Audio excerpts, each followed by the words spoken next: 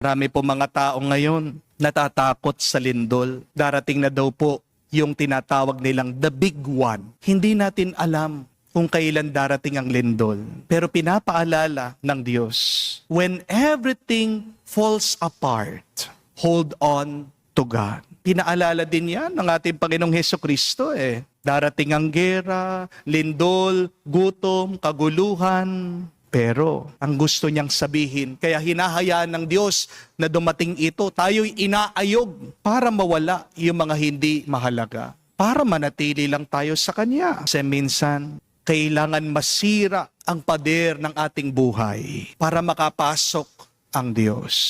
Remember that. Understand that. God wounds our hearts so that His grace, His blessing can enter. Sometimes God makes you sick so that God can heal your soul. Minsan, kailangan mong mawalan para mahanap mo lang kung sino talaga yung mahalaga sa iyong buhay. When you start to lose everything, then you realize that only God is everything.